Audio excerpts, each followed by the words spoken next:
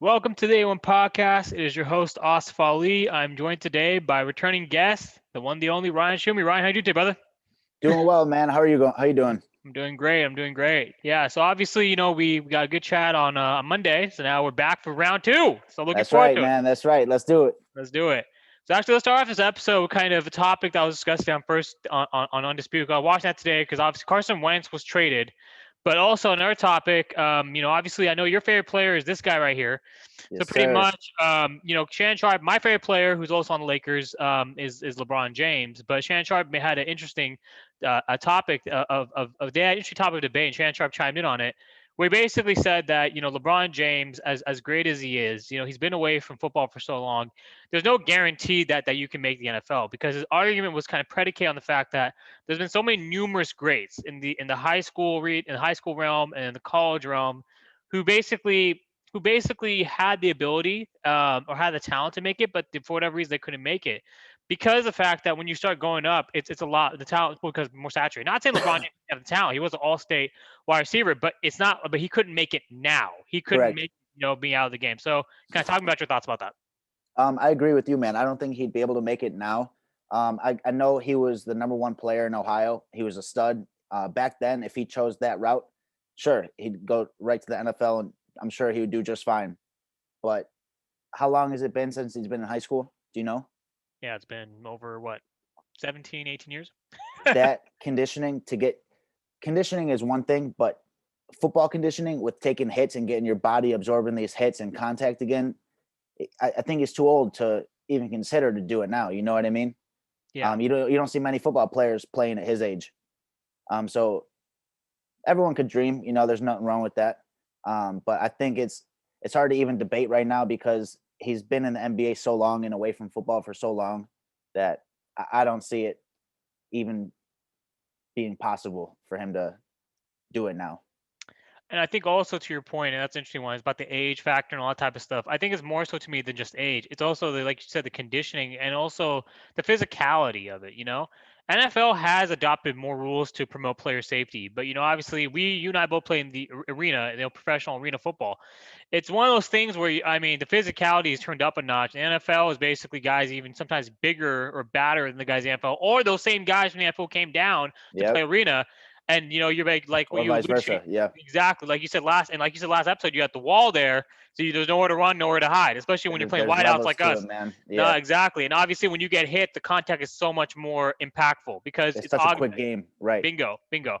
So I think also to me, it's not necessarily just that LeBron, because LeBron has the ability, but Oh, for sure. a I'm lot, not knocking that. I'm not saying yeah, that. But yeah. right. But essentially, it's kind of what you just said, which I'm agreeing to. It's that the hits of football and conditioning to the hits and taking hits year after year after year. It's a very, very select few. And Shannon Sharp said this too. Only quarterbacks could probably play into the late 30s, early 40s because I agree. they're not getting hit as much. Kickers, punters, they're not getting hit as much. But LeBron James, obviously, he's been taking, he's somehow, even to do what he's doing at this level in the NBA is just incredible. It's unheard For of. sure. For sure. If- I Go ahead. no, yeah, you're good. Good. I'm not the biggest LeBron fan, to be honest with you. I Yeah. think he's soft, but you can't knock him. You can't take it away from him. Like Tom Brady, I'm not ever going to sit there and root for Tom Brady, but I respect him. You Right. know, I rooted for him in the Super Bowl, to be honest with you. But it's just, man, it's so different than basketball. So much more physical. I get they say basketball is such a physical contact sport, but football is just a whole different demon, man. 100%. It's not for 100%. everybody either. But he grew up playing. He played his whole life up until he was, what, 17, 18. So he knows how to ball, and that's not the issue. But you hit the nail on the head with your points there. So Yeah, and I think also kind of another thing we're talking about. Well, we can change to another topic. Are the guys who basically make the argument that he could play? And we're not knocking anyone's kind of acumen, but everyone's got it's an usually opinion. yeah, everyone's got opinion. Everyone has entitled to opinion. All fans, but it's usually the guys who haven't played at Yes. high enough level. Yes, And man. and and you and I were kind of exchanging some messages about that earlier today, but I think ultimately that's my biggest thing. It's like, well, dudes basically have never played arena football. They don't really. If I were to basically bust this out, they don't even know what the fuck There you this go. is. You know what I mean? Right. They don't. And so It- essentially, You know what I mean? But there's like, oh yeah, that's probably I could probably do that. I can just suit Exactly. up and go out there. It's like, yeah, look, I might as well. And then you're not gonna do it. Go Why? for Because it. Go go for it, for it. please. You know. The Go ahead. guys who talk the most and the guys who hate the most are the guys who have the least experience physically playing on the actual team, on the actual field with their brothers. You know what I mean? It's the Yeah. guys who sit behind the computer, they play Madden, whatever. They play like we were talking about earlier, they play on all Madden. They think that they can translate that to the actual field and run a hard stick post. You know what I mean? Yeah. Like it's different, man. But the people who talk the most, in my opinion, are the people who don't have the actual on-field experience. That think it's easy. Oh, I could do that. You know what I mean? Yeah. And I think also to that point, obviously, yeah, I mean, like, you could be a Madden Pro Boy, but when the pads come on and you take that hit, you're gonna see exactly why our opinions are aligned as to why we don't think, and why Shannon Sharp also doesn't think LeBron James could play, at the highest level. I agree. Yeah. There's always this meme floating around. It's a picture of the Oklahoma drill or Yeah. hamburger drill Yeah. at different names, different areas. But it said this drill is, I forgot how it was said or how it was worded, but it was talking about how this drill alone transferred so many people from football to basketball. You know what I mean?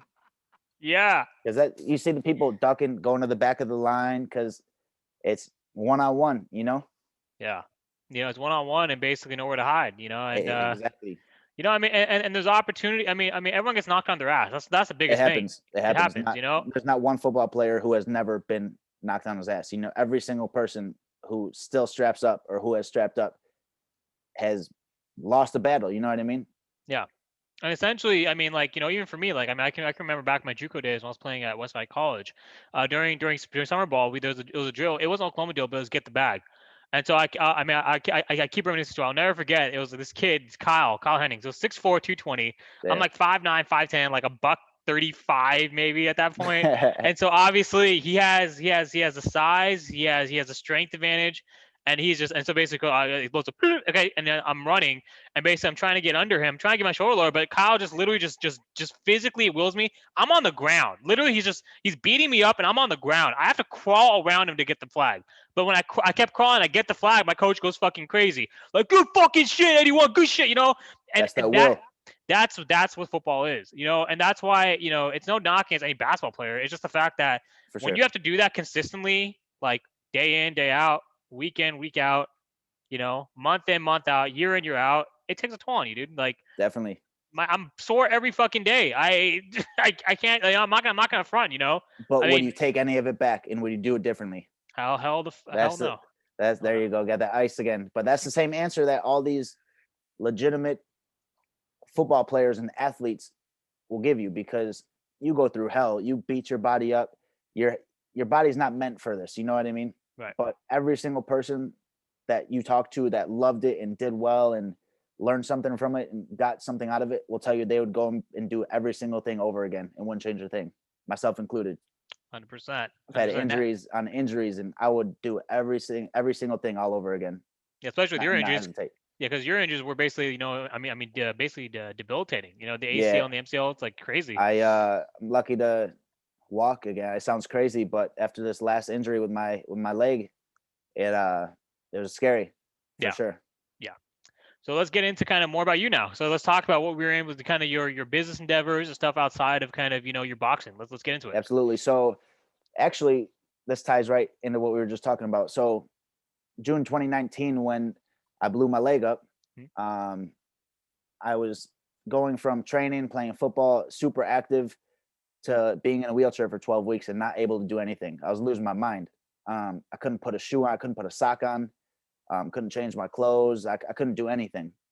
Um, and prior to that, I was coaching youth football out here for the Buffalo Grove Bills.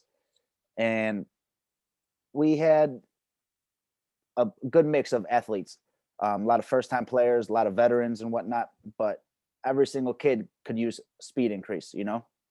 And myself and Tommy Zibikowski, we both came back to coach a team. We both grew up playing for the same program, so it was cool to come back and help out. But I remember when I was in high school, Tommy had a speed and agility business that our high school used to go to. And so I'm sitting there trying to think, like, what can I do for my time? How can I kill some time? And I ended up starting a business called Schumi Speed and Agility. I train a lot of athletes in the Midwest, anywhere from 6, 7 years old. I've trained semi-pro collegiate athletes. So I got a good range there.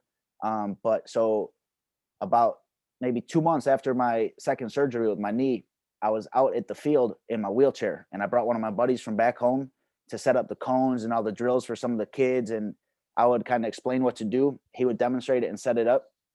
And a couple of weeks of that, maybe another 2 months of that, I came in contact with one of my good buddies, Chris. He has a gym in Buffalo Grove. It's where I train all my clients. Great gym, great people. It's called APX Sports and Fitness. Ever since then, I've been training all my clients out of there. And so, one of the worst times of my life, I got some of the greatest things out of it, though. It was like last episode, part one, how I said when I was in college, it was the best but worst experience of my life. This is another one of those situations. Terrible situation, um, but great positive outcome. Get to help all these athletes and pass all my knowledge down. Um, I've been to countless amounts of personal trainers and speed and agility camps throughout my career playing. So I take a little bit from each class and each trainer I worked with and put that into my own and translate it to the kids. And it's cool, man, seeing the kids super excited to come, get some work, get better. Yeah, it's hard work, but they have a great time doing it.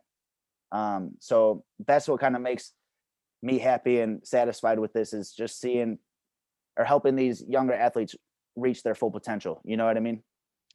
And I think kind of it's kind of good you kind of alluded to that. Obviously, kind of what inspired you and kind of how it's been like like a blessing and a curse, right? Because obviously, you were going through kind of one of the worst injuries you ever sustained, and but ultimately it resulted in you now basically giving back. And like we talked For about sure. last episode, it's about giving back. That's what sport football is Absolutely. about. That's what it's all about. We touch on that a couple times in the last episode, and it's huge, man. Like you and I both said before, it's for the kids. The kids need someone to look up to, and the kids will listen to someone like me or you rather than an adult, like a parent. You know what I mean? Yeah. The fact that we can relate to them and we've been in their shoes and we're a little closer in age, it's a little easier for them to communicate, because a lot of these kids are shy. Um, they're 11, 12, 13. That's a weird age for some people, you know? Yeah.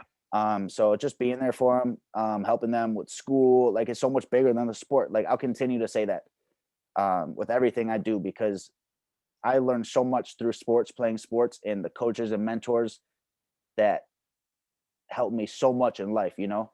And I could help these kids, man. That's the best feeling in the world, to be able to help the kids, man.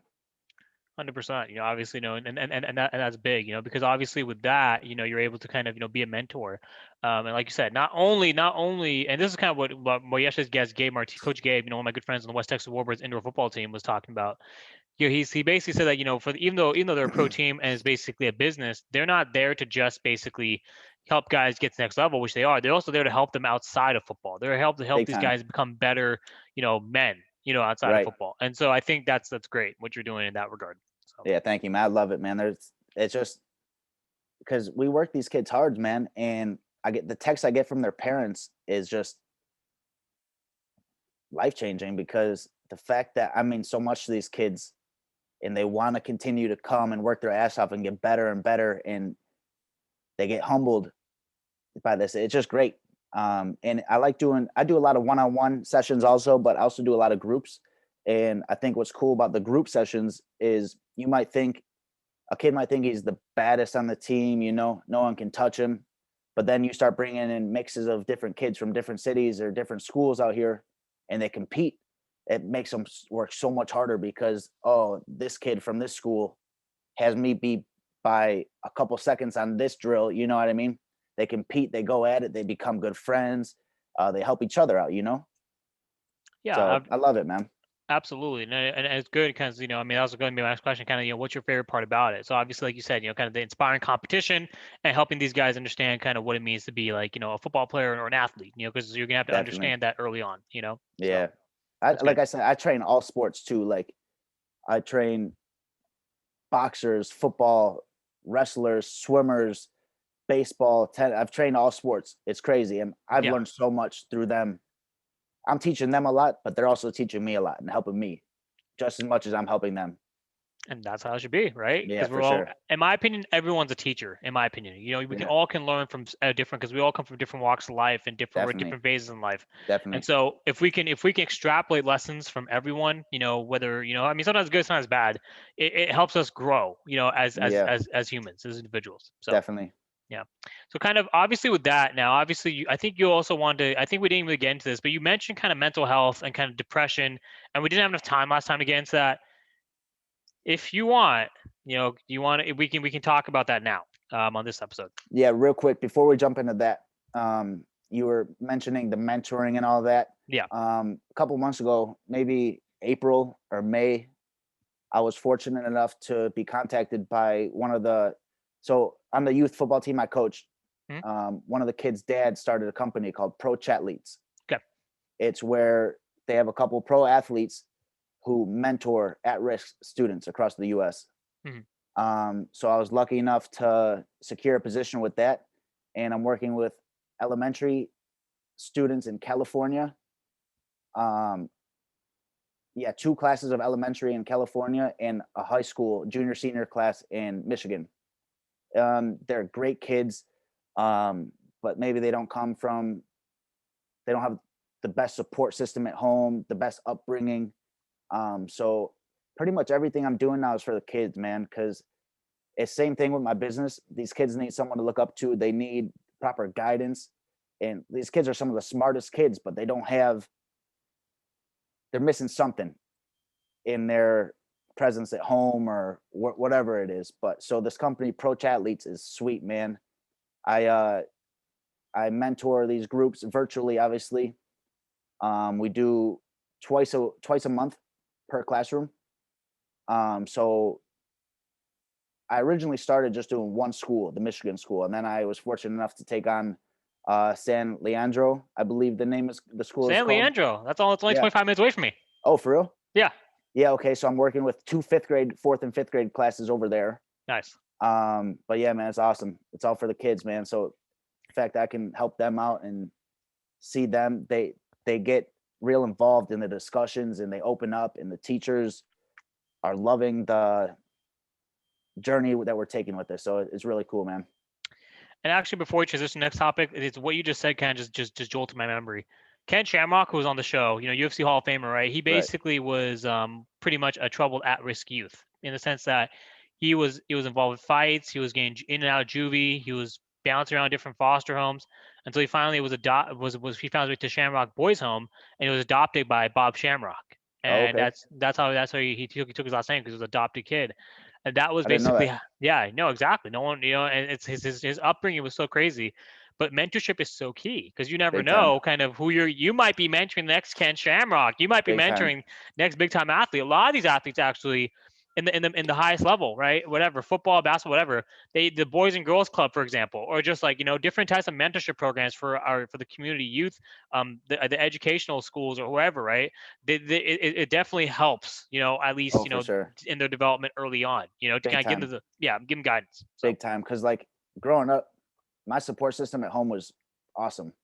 My yeah, dad coached me my entire life and was there for every single practice. I played tackle football for this was going to be 20 years. I played for 19 years. My grandpa only missed one game in my entire career. So we're a very close family. And so it's not like I was lacking that. I wasn't lacking someone to look up to in that point, but I was always around older kids, and just seeing what they were doing just was so cool to me. And so I always had a couple people like I am to these students. You know what I mean? yeah, And it's easier to open up to someone like that, rather for me at least. I was always hesitant to open up to family or close family friends or whatever. It was always easier to speak out to these coaches or the trainers and whatnot, just like these kids who are my clients do to me, you know? right. So And it's I full think circle, man. it's full circle. Exactly, it's full circle. That's what I was gonna say. Yeah, So yeah. And obviously, you mentioned now opening up. You also mentioned kind of the times that you in the first episode about kind of what issues you had dealing with mental health and depression and stuff like that. And so, I mean, I'm not sure if that kind of ties into kind of the mental health aspect for of sure. kind of, yeah. But go ahead. No, so um what are you trying to get into right now? What are you thinking? I'm talking about mental health. Remember, we didn't get Yeah, we didn't get a chance to get that last time. I I've never really opened up and never really talked about it. I've never like gone to a therapist or anything just because I never thought that was the right route for me. Mhm. I've never spoken to family about it. I've never spoken to anybody about it, really, Okay. just myself. Yep. And I know that's not the most healthy way to go about everything. Um, but everyone's situation is different. I know last episode I talked about just because someone has it great at home, that doesn't mean that everything's great in their head, you know? Right. Um, so I don't know. I've struggled with it for a long, long time now. And it got to the point where I didn't do anything. I cut people off, people that didn't deserve that. We're still friends, but I never really got into details why I kind of took a step back. You know what I mean? Yeah.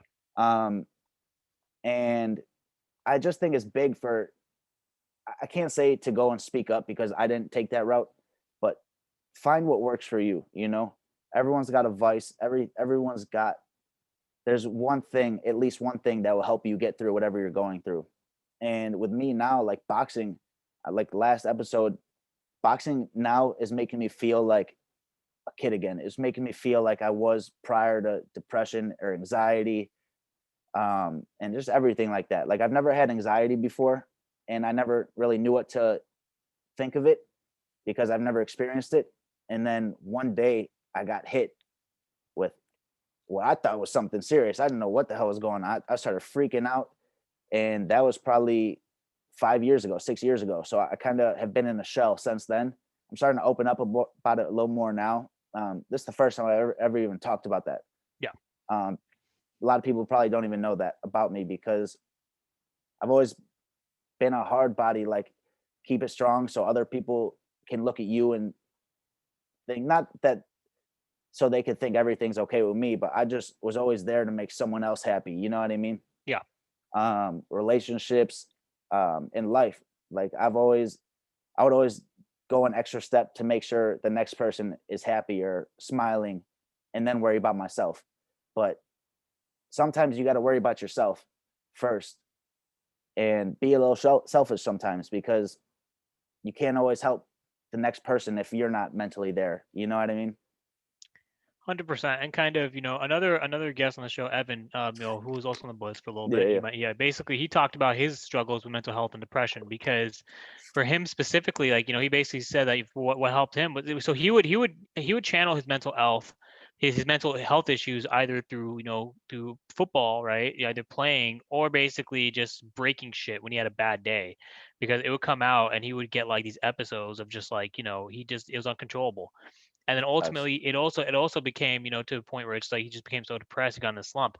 Then he basically learned that, kind of for him, he basically learned that when he was on the show, he talked about when he got put in jail, when he was all-time low, he realized, what, there's a book, he's like I am, I am in control, of myself, right? I like that. And essentially, his advice was to anyone out there who's struggling with mental health issues, just basically get a pen. What he does, get a pen, write down, write poetry, kind of write, music, write something, to that way you can kind of let your thoughts out if you have issues opening up about it, because Definitely. that's a very effective mechanism of That's coping. big time. That's big time. I like to draw and I like to write. I've always one of my best subjects in school. I've always been writing. Yeah, So I started writing a book. I never followed through with it, but it's out there. It's here somewhere. yeah, Every once in a while, I used to just when I was feeling down, I'll pull out my notepad or whatever it was on. But I never got to the point where I would break stuff or like get like that. I would break myself down though, and right, I could literally like when I was growing up, I was so much more comfortable not being home. Not saying that it was bad here. I love to be out and I loved hanging out with my friends and doing this and that. But it got to the point where I could sit home and literally talk to nobody for weeks at a time and be happy. You know what I mean? yeah, And that's not healthy.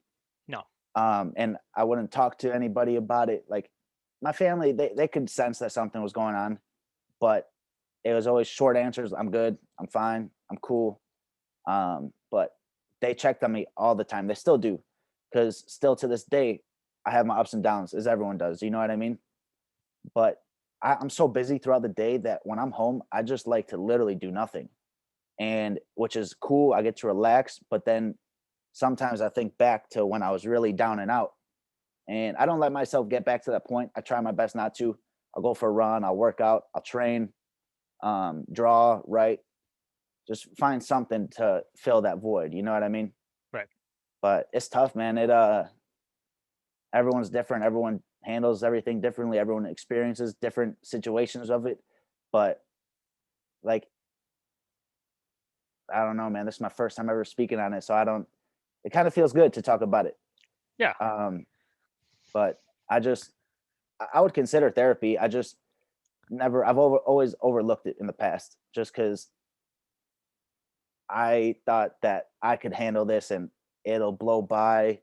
But after years of it, it gets to a point where, damn, now what? You know what I mean? And I never Right. got like super down like that, but I was depressed. Um, I'm still dealing with anxiety, but I'm starting to figure out the more I've been training like crazy for boxing. So that's kind of helping me out a little bit. But you got to find your void, you know, everyone's different. No one's going to be the same. And 100%. help your friends out. If you see your friend down, ask them what's going on. What can you do? And I had friends that did do that. And it was on me for not opening up and letting them know what was going on. I just kind of fell back and cut myself off, really. But Yeah, I mean, ultimately though, it's kind of what steps you take moving forward, and kind of to your point, kind of reach the point, like you said, now what, right? So this is kind of a good step, right? Because obviously, it's really hard, especially when you're a football player, like you said. It's like this perception of this dude in pads is like kind of like like yeah, it's like this big tough dude, and that's what I'm not talking about. It's like big dude, big tough dude in pads. Like you're not supposed to be able to talk about your feelings. Well, yeah, yeah, you are. Your mental health is your mental wealth, and essentially the more you're able to open up and the more we're kind of bringing light to the issues. And football players are probably some of the most misunderstood for sure. athletes, Definitely. you know? Definitely. So, Because I won't, like I said, this is the first time I spoke on this, but there'll be times where I'm talking to people and I'm, a, I'm sensitive, I guess you could say that. And they're like, damn, I didn't expect you to be like that. It's like, what'd you expect? yeah, exactly. And then they bring up, oh, football or oh, boxing, like this and that. But everyone's got a soft spot, you know what I mean? Facts. We all But do. say Yeah. what you want, but I'm keeping it real. 100%. That's all we do. A1 podcast, we keep this shit real. I mean, ultimately Yes, break down sir. the barriers and break stereotypes. So that's what we're doing. So yeah, I mean, pretty much, I mean, it's good that, that we kind of, that you open up about that because, I hope that, well, this is what we hope collectively that, that this helps anyone else, whoever else struggles with mental health, regardless of where you're at, you're able to open up more, because Definitely. obviously with Evan's episode and, obviously I think with this episode too, it definitely I guess drives the point forward, but drives the point home that anyone can be impacted, right? And we all need to Facts. understand that we all are human at the end of the day, and there's no reason for you to be ashamed to speak out or speak up and Yeah, seek don't help be if needed. afraid. Don't be Yeah, afraid to speak up. No one's going to look at you differently. And if they do, they're not meant to be around you. Cut them off. People that really love you and are with you and have your back will really have your back and do what's necessary to help you get back on track. big facts, big facts. Yeah, man. Yeah, no, it's good shit. So But yeah, so this is a big topic, you know, because so many people struggle with this. And like me, I didn't talk about it for years. It's the first time since in 5, 6 years that I've even said anything about it to anybody. So it feels good, man. It feels good. I feel a little lighter, you know what I mean? yeah, But don't ladder. hesitate to speak out. There you go. There you go. Yeah. But don't hesitate to speak out, man, and do what you got to do to find your peace, you know, because at the end of the day, that's all you got. Well, you got your piece, man, and you Yeah, gotta man. find it. Yeah, exactly. So Yeah. yeah, good stuff. I'm not really too sure how to follow it up, man. That's pretty that's a big topic. And it's a good way to so Yeah, man. But other than that, back to the same old routine. Like I said, I'm boxing training. Been cutting, been dieting, so that's not fun, but oh yeah, let's talk about that. How is but that going for you, man? it's going. I haven't been this light since I was like 16, No. 17. Okay. But I feel good, man. I feel energy's there. My mind's there. I feel strong. I feel fast. So I'm just getting ready for the day, man. Getting ready for the call. 100%. You're gonna get the call pretty soon, I'm sure. So I Yes, mean, sir. when Yes, when it sir. hits Yes, up, sir. it's gonna happen. That's what Yes, makes the shit sir. happen. So yeah, all right. I don't really know. Yeah, I mean, well, one more thing. Actually, no. What's your reaction to the Carson Wentz trade? Because He's I a just did. bum. He's a bum, dude. I've never been a fan of Carson Wentz ever since Yeah. he came in the league. Yeah. He did good in college. I'm not going to take that away from him. Yeah. Um, and the Super Bowl year, what year was that? When did they win the Super Bowl? 2017, 18. Okay, so he did majority of the work, but I think Eagles traded the wrong quarterback that day when they traded Foles. Yeah. I mean, Um, no, it's just I'm not sold on Wentz. I think he's overrated, and I'm glad he went to the Colts instead of the Bears. But well, they got their own situation to worry about. But yeah, yeah. I mean, obviously with the Colts, I think he's reunited with the offensive coordinator from that Super Bowl team, Frank Reich. right, correct. So it's going to be and they have a good run game and they have a very good They offensive have a good line line. That's and they yes, have a good sir. defense. Yes, sir. So it might be a good look for Carson Wentz. You Yeah. The know? only thing with the Bears is the Bears and Eagles offense is so similar. You know Yeah, what I mean? They run the yeah, same style offense for the most part. yeah. So I mean, that's the only reason that it would have made sense for him to go to Chicago. But the Bears, I don't care who they have at quarterback right now. They need to fix their offensive line situation before they could make the next step. Because I'm not a big fan of Trubisky either. But him or Foles, someone should be able to figure it out. But they right. have no help. So it's just going to look like Mahomes in the Super Bowl. It doesn't matter who's back there. The Chiefs had 4 offensive linemen out for that Super Bowl game, and it showed. Oh, He was running for his life out there. yep. That's what I was talking about in my last episode, just before this one. It was like, I was doing a recap. Jimmy G over here last year in the Super Bowl, I mean, in the last fourth quarter, when the ball was being batted, when he was throwing picks, everything like that, it's like Patrick Mahomes reminded me like of Jimmy G in the entire Super Bowl last year. And Trubisky is no different. Trubisky literally looks just like that because of the fact that he's running for his life. The only quarterback who can make it good, who can make a team better without offensive line, in my opinion, is Russell Wilson. Because Russell Wilson, if you look at Seattle, he's basically just making the stuff. He's making magic happen, I without agree. any I offensive line. agree. Him in the pocket is crazy. His scrambling ability is It's nuts. amazing. Yeah, I mean, he's Um, Harry Houdini. seriously. So I'm gonna flip that real quick. Someone who cannot scramble to save their life, Ben Roethlisberger. Yeah, talk about. We're a big Steelers family. It's been that way ever since my dad was a Steelers fan in the 70s. So I was born into it. So we're huge Steelers fans. We're Bears fans too. The only time we don't root for the Bears is when they play the Steelers, but that's every 8 years. So you know what I mean? That's coming up this year. We're actually going to go to Pittsburgh for the game. Ooh. My dad and I, we go every 8 years. So I've been twice, going on third this upcoming season. But I don't know what's going to happen with Ben, man. I was watching ESPN, and it's not sounding promising. And it's funny you mentioned that. Actually, I covered the Ben Roethlisberger topic. You probably saw it in my story. I actually I saw covered that. that. I saw Yeah. that. So I got to kind watch that of, episode. yeah, pretty much, yeah. So he threw 4 picks in the wild card game, but pretty much kind of, yeah, you can listen to it. But I'm looking at it, just to kind of summarize it. I'm looking at it as he's in a situation now where basically Tom Brady, the reason why Tom Brady has basically been so effective for so long is because he's taken new approaches to better himself. Meaning that he's He's dieting, adapting. he's adapting, exactly, and that's what I talked about in my last episode. So, but pretty much with Ben and Brett Favre and these other gunslinger type quarterbacks, they feel like they're so good, and what they've done is work for so long. They don't see a need to adapt. Right. But another guest on the show, Darren Burns, was talking about his comeback to the CFL. Darren Burns is 57 years old. He's about to play football on May 7th, and he's 60. How old did you say? He's 57 years old. Yeah, and and he's trying to make a Damn. CFL comeback. Yeah, you can look him up on Google. He's What about position to. does he play? He's a defensive lineman.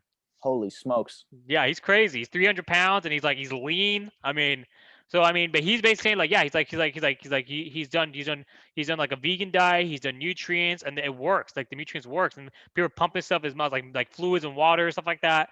So I mean, it's just like you have to adapt in order to be competitive. Ben Roethlisberger does not adapt at all. No, he's still Hall For- of Fame, but yeah, it's coming to an end. You know what I mean? And it it's coming sucks to. because it's one of my.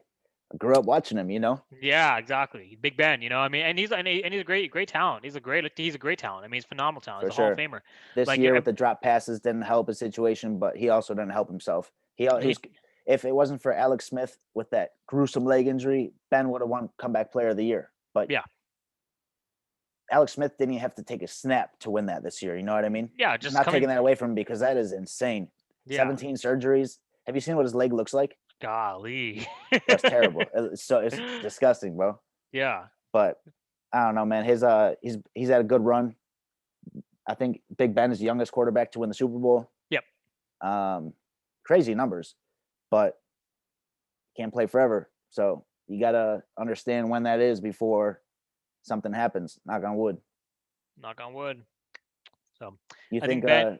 Go Mhm. ahead. No, good.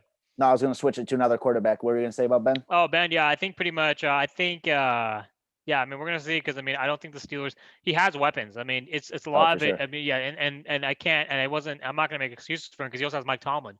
You know, the defense. I mean, I I just love don't see the. Tomlin. Yeah, I love Tomlin too. It's just, but the Steelers are not, a Super Bowl team, in my opinion, until, I mean, they make some drastic changes, and I think it's gonna be at the QB position. So I agree. And if they're gonna make that move, they need to find a franchise guy. I'm tired of them picking up backups. And yeah, like Mason Rudolph, not a fan. no, what do Did you did, get? did, dec- did decent in college, but once he came to the league, he hasn't shown anything. And No, they continue to rock with him. yeah. But I don't know, man. I hope for the best, obviously, because we're big time Steelers family. But we've had a good run. You know what I mean? It's Brady just anything. passed us up on Super Bowl rings by a damn self. But Yes, sir. Yes, sir. I mean, my thing was that I'm an Irish fan, so yes, we're sir. third. We're second behind you guys and the Yeah. Patriots, and obviously, Jimmy G is the same thing as Ben, in the sense that, and I kind of like you, I was grandfather to. My dad was an Irish fan in the '80s, and Oh, cool. so like me, that's why I'm an Irish fan. But pretty much kind of back to Ben, and kind of Jimmy Garoppolo. Jimmy Garoppolo, Jimmy G. you'll hear it. I mean, he's a native Illinois boy, right? He's from Chicago. He was in our conference in high school. Yeah, exactly. It's their conference, right? Rolling Yeah, Meadows, or East Rolling Meadows. So, but I think he's very limited what he can do. I think he's very he's a product of scheme. He's not a product of individual kind of. He's not an innovator. You can't. And I think Shanahan, there's trust issues there, and I talked about that in that episode. So basically, kind of the issue that's on point. that I foresee is that with those trust issues existing, and Jimmy G's limitations and his injuries, because he's been injured so much frequently. He's only played one full season since he's been with us.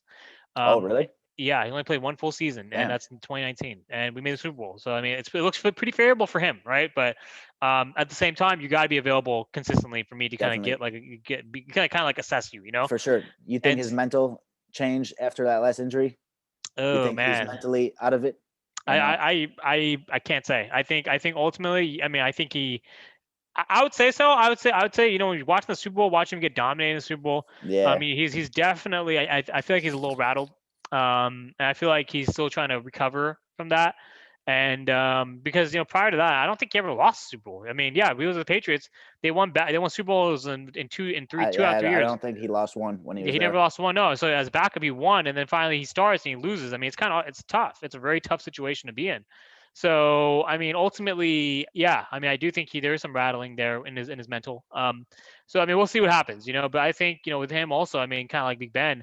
I need to see more. I need to see more from you for me to actually say, okay, I can believe in you as a QB moving forward. So Definitely. I hope we get to see more of Ben. Damn, yeah, we'll because see, man. I'm not ready for it to be over with, but they got to do what's best for the organization.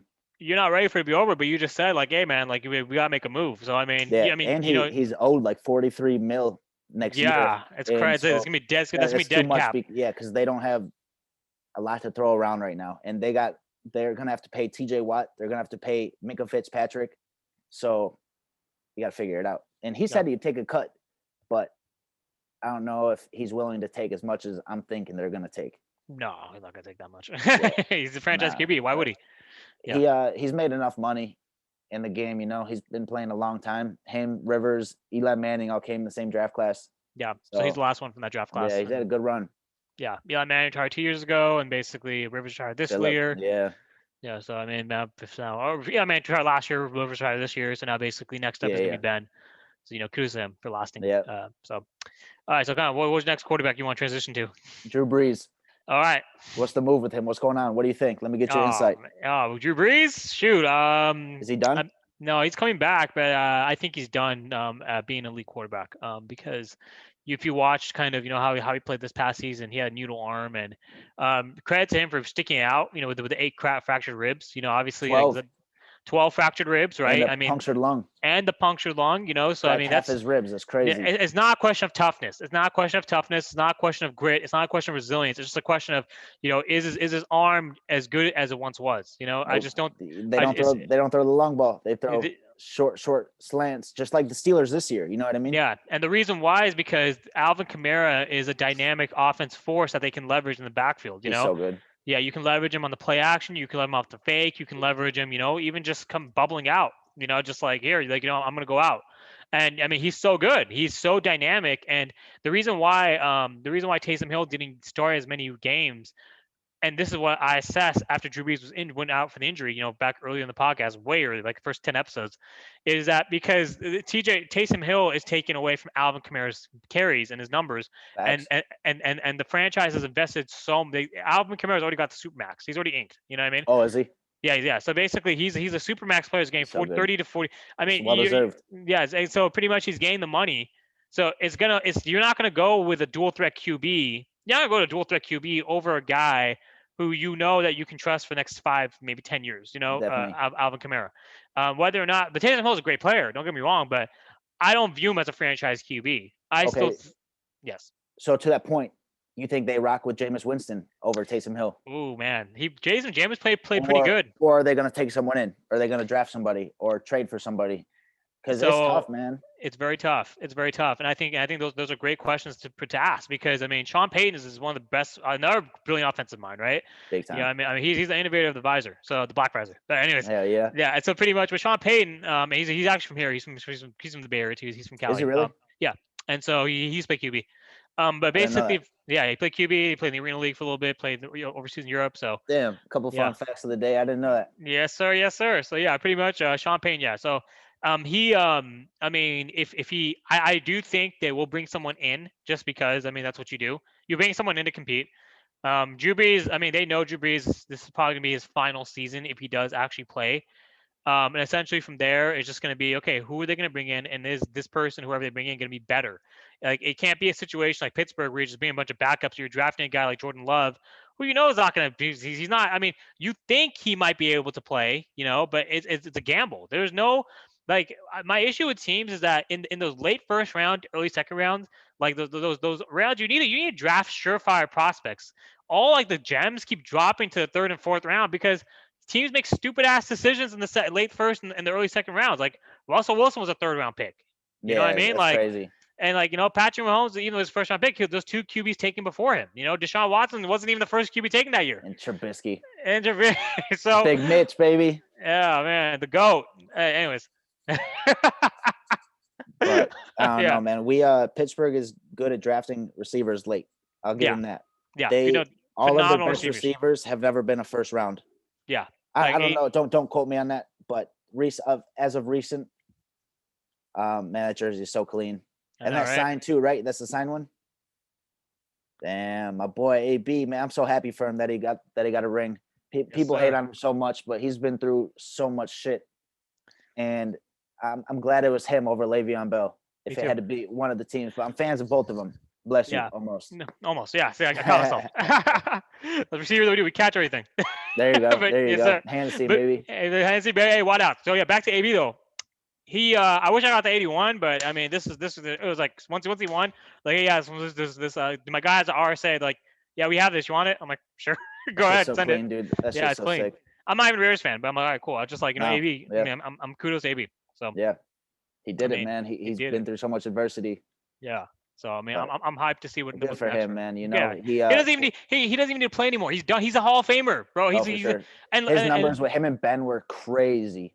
Yeah. I wish he stuck it out. I wish they figured it out, but it's not always sweet, man. It's not always sweet, and the issue always happens to be, kind of when your guy needs to get the ball.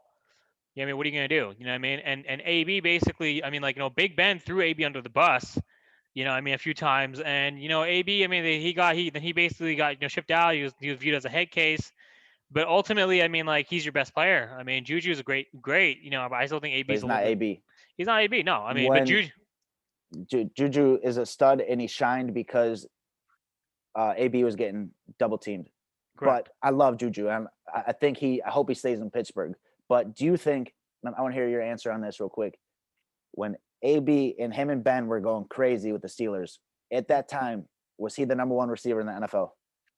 AB when he was going crazy with Ben? Yeah. If not, who was your number one? I think he was the best in the league. But, everyone's got their own opinion, obviously. Yeah, he was number one. Cool. I would say the only other receiver who I put up in that echelon would be maybe Calvin, Megatron. Fitz to me was never the best at the position for a single season. However, he was you can career wise, he's one of the greatest of all Right. time. Not Julio though.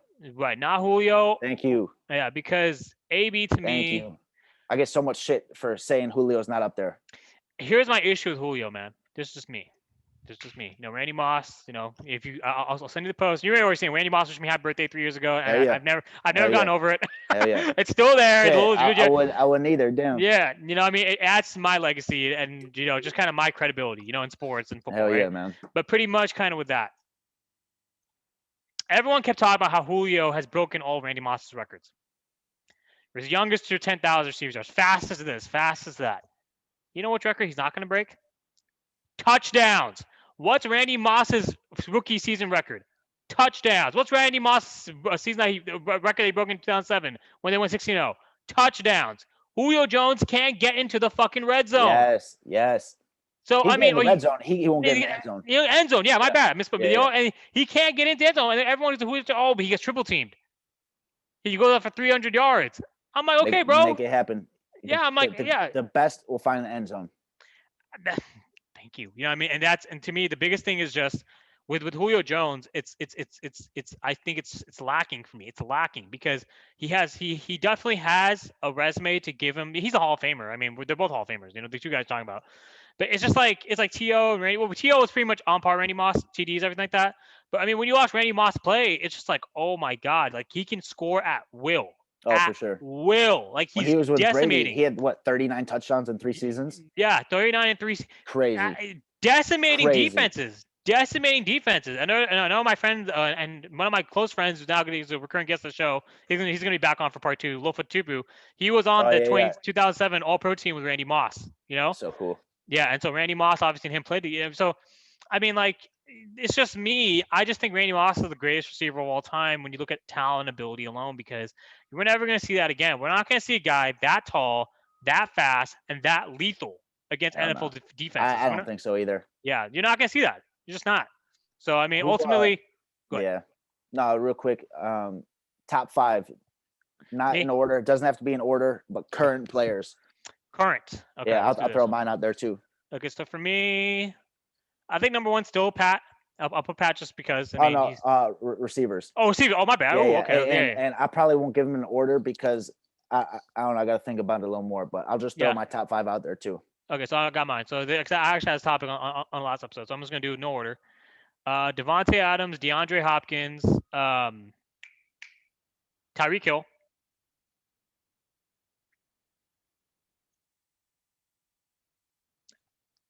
Do I want to say Juju? Maybe not. No, not Juju. I guess tough Julio, because you're gonna feel like you leave someone out. You know what I mean? Yeah. So I guess Julio just by default. Who's 5? I guess DK Metcalf. Yeah. Okay. I no particular order, but D Hop. He might even be number 1 for me, but a lot of people. There's a lot of people. D Hop. Antonio Brown, just because he missed a whole bunch of games this year, but if he's out there for the full year, he can be one of the best still. Yeah. So D Hop, AB, Tyreek Hill.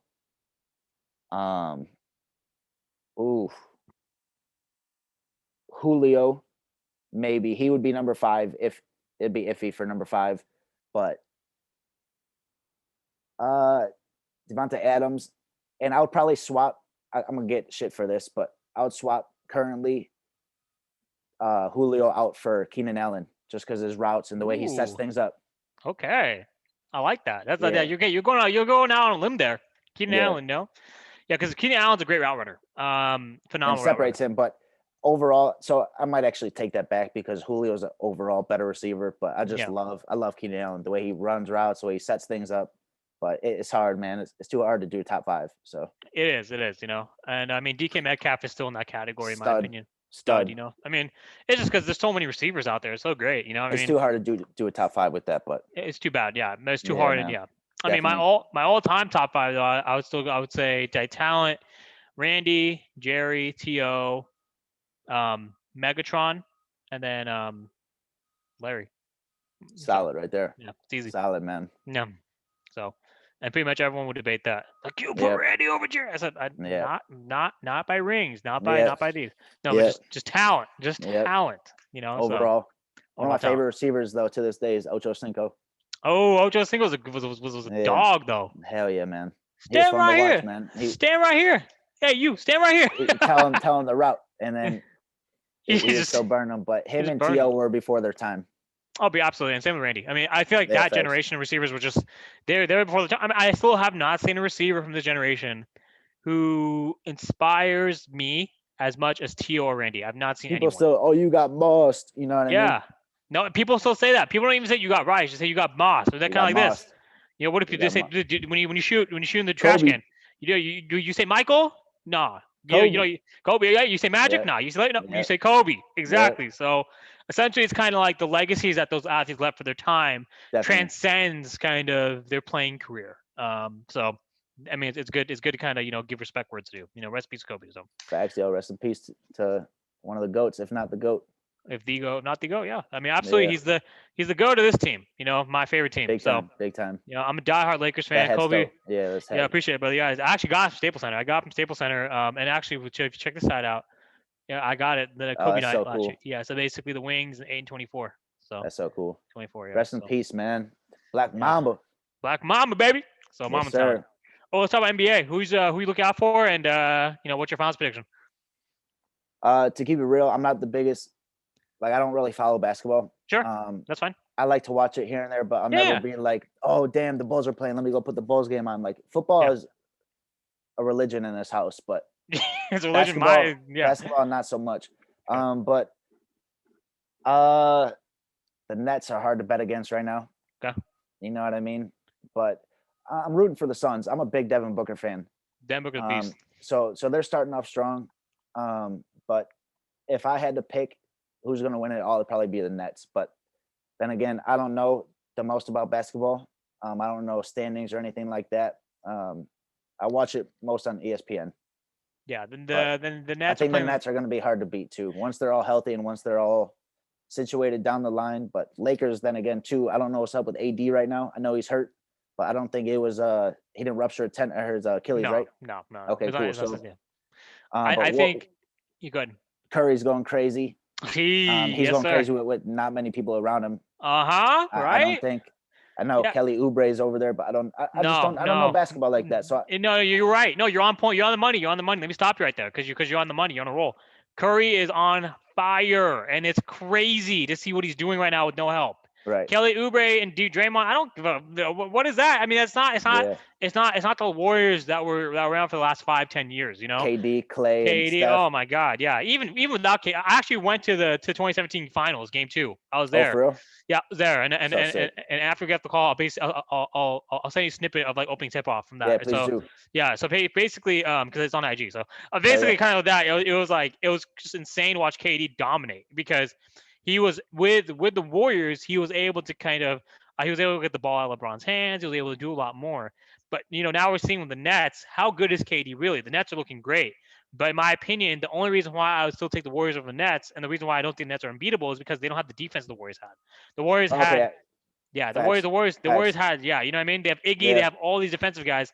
Kyrie, KD, Dre, KD's the only defender All on that offensive team. players, correct. Yeah, all offensive players. So I mean, Harden yeah. and Kyrie are a little lazier on the defensive side of the ball. Very. But then again, I'm glad you're agreeing because I don't know much about basketball, so I'm just talking about what I do know, and I'm glad I'm on point with that a little bit. But other than that, man, yeah, I don't know. I think LaMelo Ball is going crazy. Oh, hey, you know enough, God. Yeah, you're being too modest. Ryan Shumi's being too modest about BB on the show. So go ahead. Man, if he keeps playing like this, he's rookie of the year. But him and Edwards, that's the guy's name, Edwards. Yeah, Edwards. Yep, Edwards. Number 1 pick. Yep. Kid's an athlete, man. He's an athlete. The kids are different now, man. These kids are different. And so that's actually, I guess we ended with this final topic. Everyone talk about the Bulls and how they're dominant this era and everything like that. But it's almost like, this is just my take. I think the athletes of this era are way better than anyone back then. I mean, For sure. anyone back, yeah. So athletes are different now. I don't know what the hell happened, but these 11, 12-year-olds are not the same as even when I was 11 and 12. Yeah. I was a kid. These 11, 12-year-olds now are men, adults. Yeah, This is exactly. nuts. It's It's nuts. It's crazy. crazy. Yeah. And I think ultimately we can end it with this. I think in this era, and we're gonna talk about, and this is both for football and basketball. People say Tom Brady could play in the '80s. The reason why I don't think he could, or I don't think he'd be as dominant as he is now, because the way you hit the quarterback back then, and the Oh way you my can hit the God. receiver, Yo, it's so like different. it's so different. Not saying Tom Brady couldn't play. He'd still be a Super Bowl champion. I don't think he'd be able to play for 21 plus I, years. I agree with you because it's a soft version of football now. Bingo. The quarterbacks can't get touched, man. They Yeah. can't. You look at them weird. It's a flag. You know what I mean? Yeah. But not knocking and saying that he wouldn't be able to compete and have a couple of rings back then, but he would, like you said it perfectly. He would not have played 20 plus years Exactly. back Because then. no quarterback outside Brett Favre was able to do for that long. And They were coming for your heads. You know what I mean? These guys. You imagine Jack Lambert coming for Tom Brady oh and my God, Lawrence Taylor take coming from Tom nah, Brady. nah, man. You know what I mean? Like Leonard Marshall coming for Tom Brady, like Joe Montana in the 1990 NFC Championship game, getting blindsided. Yeah, man. You imagine if that hit happened now? Oh my God. You know, I mean, those guys would be out of the league. They'd be out of the Facts, league. They'd be facts. out of the league. Like I talked to Lofo about this too, because me and you know this. You play special teams. When you're a gunner and you're rapping, you can't stop your momentum. You get You hurt can't. You trying. get You'll hurt. get hurt. You'll get hurt. Exactly. So when you're rapping, and if you do that now, they'll call targeting. Facts. And that's the issue. I mean, I can't take it seriously if I can't see the hits that I was accustomed to laying, which is For why real. I'm so broken up today. You know For what I real. mean? It's just like Rolfo agrees, you agree. Everyone, if you played at a level like for example, my coach Dub, and Darius Prince, who's my boy, because he actually played semi-pro and he got to the NFL from semi-pro, and he So won the cool. arena. Yeah, Good he's for so him. yeah, the beast, bro. And he was also like the first video interview I did for the 81 podcast. He basically he and Coach Dub was his coach in the AAF for the San Antonio Commanders. You watch the AAF, you see how they hit the QB. Like I mean, the guy can get blindsided and just get like buried in the dirt, and next play, next Yeah. down. You know what I mean? Like Walk it okay, off. That's how you walk it off. Shake it and off. and I miss that. I Yeah. miss that. Oh You yeah. know, I Big miss time. out. I mean, I Like think even when I was coaching the youth program, like we weren't allowed to do Oklahoma drill. We weren't allowed to do any of these drills anymore. And I'm like, what are you talking about? why. And safety. The youth leagues don't allow it. And then they we're getting ready for practice and I'm starting to do special teams.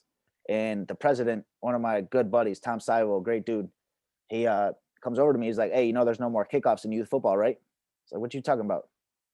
No. And I didn't understand it.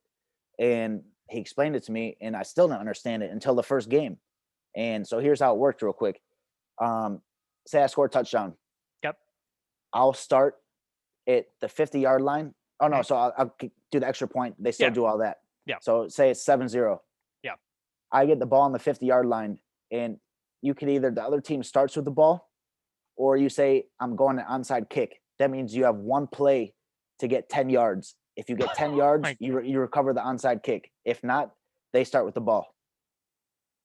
So all I had to do was run a trap or a sweep with my team, and all we need is 10 yards to get to the 40. If we get that 10-yard mark, we recover the onside kick.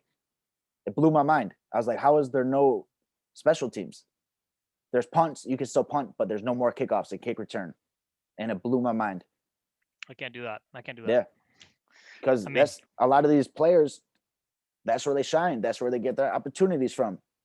You know what I mean? Show that thing. Yeah. yes, There you sir. go. There you go.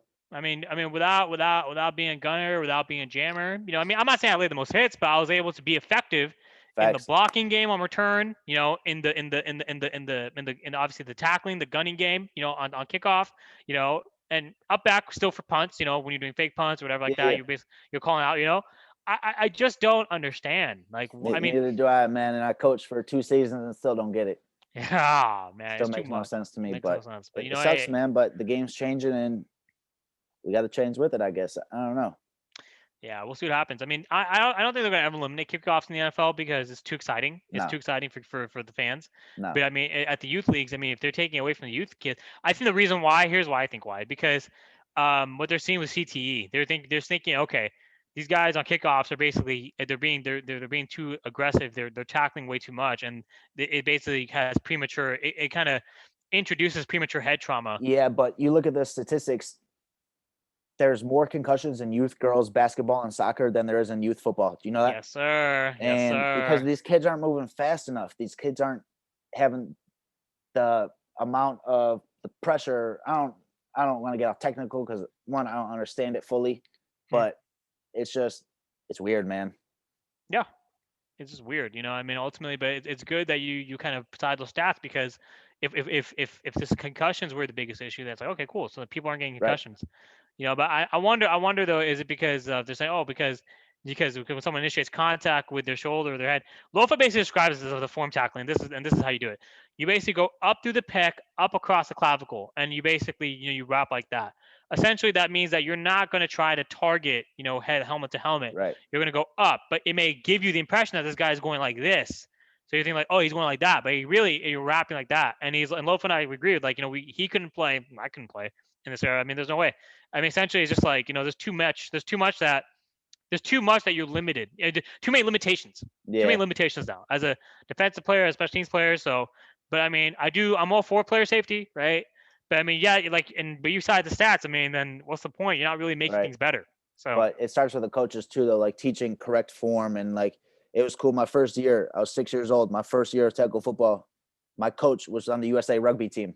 So oh, okay. one practice every week, we played rugby and Huh? learned how to practice and hit like that. And that just stuck with me. And because rugby, you're not going to hit with your head down. You know what I mean? You got no padding, no equipment, no helmet, nothing. So you learn real quick. But I just think it's cool that we got to experience it like that. And it starts from the top.